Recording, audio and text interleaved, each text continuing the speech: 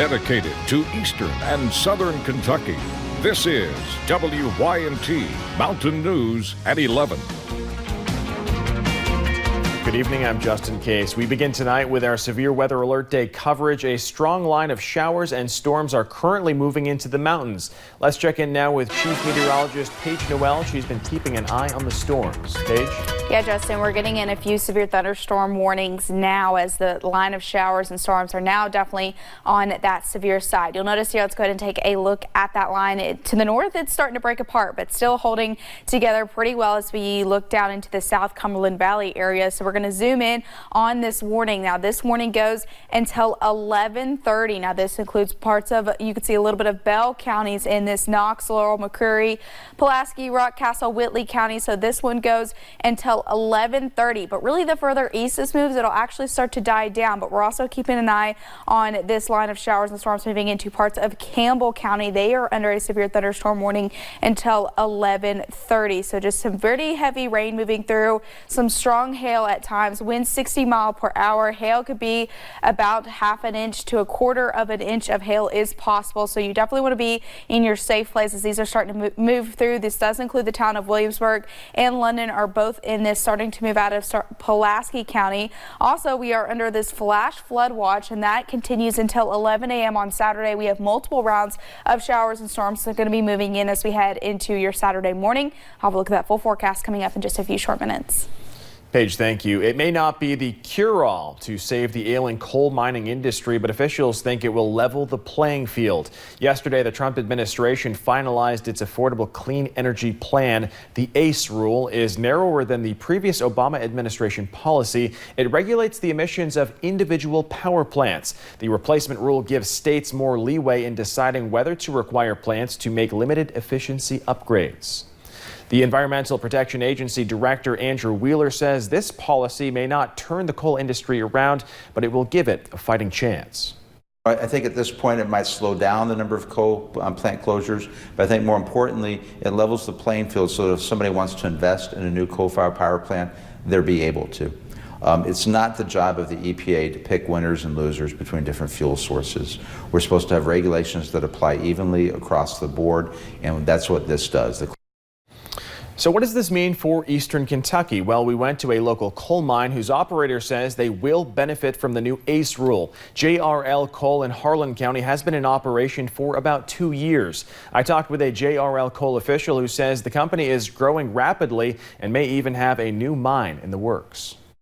A major milestone, 2 million tons of coal in 2 years produced by this mine in Harlan County. Coal's dependable. And with some of the new technology now, we feel like it's a lot better source than it used to be, and people are smarter about it. JRL Coal has more than 300 employees and is continuing to grow. John Quintrell is the general manager. He says coal may not climb back to the top where it ruled the energy sector for so long, but it still plays a major role in the region. But I do believe that it's going to be steady, at least for the near future, because there's just not anything that's reliable to replace it yet.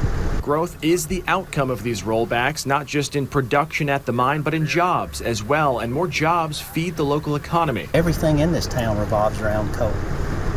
Without coal, we've got 300 plus families here that wouldn't have work. And a lot of these people were able to come home when we came in. There's a lot of people that are having to leave for the week that are able to come home and stay with their family through the week and get their paycheck right here in the community they live in. Quintrell says there's not just one type of coal. Historically, Eastern Kentucky's got the lowest, the highest quality coal with the lowest emissions. Because of that, many of the energy companies in our region go out of their way to sign contracts with JRL Coal. Literally the cleanest coal there is. Clean and a boost to the local economy. Quintrell did tell us they provide coal to Kentucky, South Carolina, and Florida. They have 2 mines in operation right now. They'll be opening up a 3rd mine in Everett in a little less than 1 month. A massive fire and series of explosions rocked a South Philadelphia refinery complex early Friday morning. Reports say the explosions could be heard miles away. Officials say 4 people suffered minor injuries and were treated on site. Nearby neighbors were shaken awake around 4 this morning. We heard something. We thought it was thunder because it was raining. Yeah. And somebody was out back, ran in, said the refinery's on fire. Investigators believe a vat of butane exploded, starting the fire. It's the second fire at the refinery in 1 month. President Trump called off a planned military strike against Iran with just 10 minutes to spare in response for the downing of an unmanned U.S. military surveillance drone. The UN Security Council is expected to meet on Monday to discuss the Iran situation. CBS News' Natalie Brand has the latest from the White House. President Trump tweeted that the U.S. military was cocked and loaded and about to retaliate against Iran for downing an unmanned surveillance drone. Just before the president called off the mission, he says he asked his generals how many Iranians would likely be killed. Sir, approximately 150. President Trump explained his decision to change course in an interview with NBC's Meet the Press. And I thought about it for a second. I said, you know what? They shot down an unmanned drone, and here we are sitting with 150 dead people. That would have taken place probably within a half an hour after I said go ahead. Yeah. And I didn't like it. I didn't think it was proportionate. The strike plan called for launching multiple missiles at each of the 3 sites that were part of Iran's air defense system. They would have been fully manned round the clock. House Speaker Nancy Pelosi said she was pleased with the president's measured response.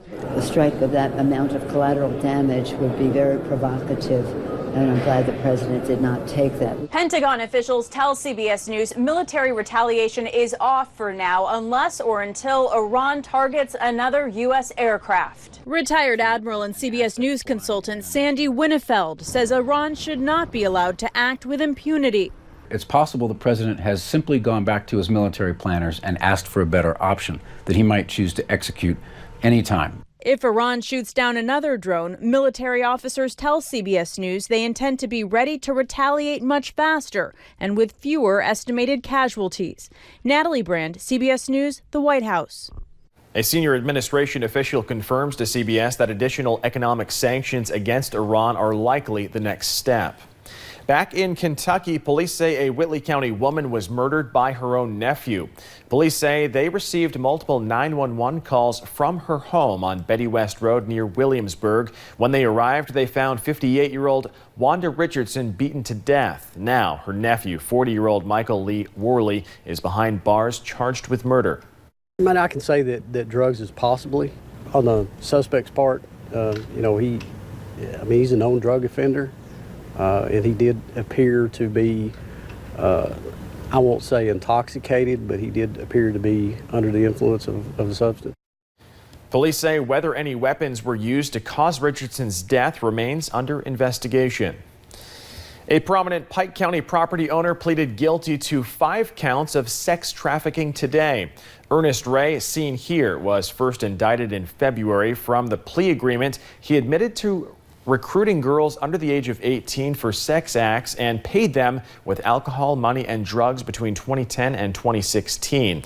Each charge carries a recommended sentence of not less than 10 years in prison. Sentencing is scheduled for October 11th.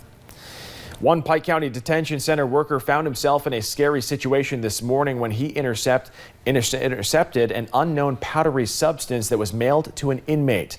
Pike County Emergency Management Director Doug Tackett says the employee was taken to Pikeville Medical Center and the detention center was placed on lockdown. He says a crew inspected the powder and determined it was 2 different over-the-counter medications.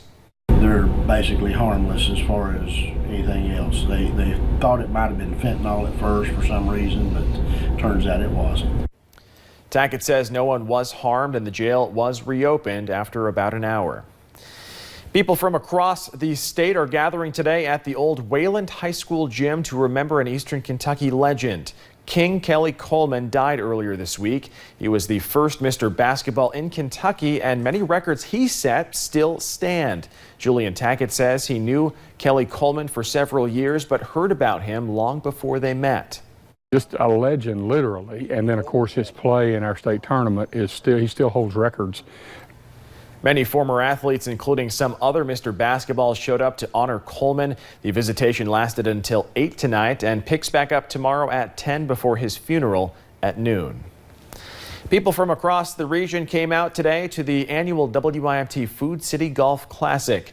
This tournament supports the Tony Turner Memorial Scholarship Fund, typically given to 3 students each year. This year's scholarship recipients are Bailey Turner, Kelby Rose, and Nathaniel Mims. The best thing about the whole classic is the scholarships for the kids. Being able to help begin their future. Get them a start in college, and so they can kind of make up their minds on what they're going to do for their future. Each student received a $1,000 scholarship to help with college expenses. Coming up at 11, a massive drug bust in Philadelphia. Officials say it is one of the largest fines since the beginning of the war on drugs. But first, the water crisis in India continues despite a recent round of rain. And those showers and storms continue to push through with another round tomorrow morning. Those details next.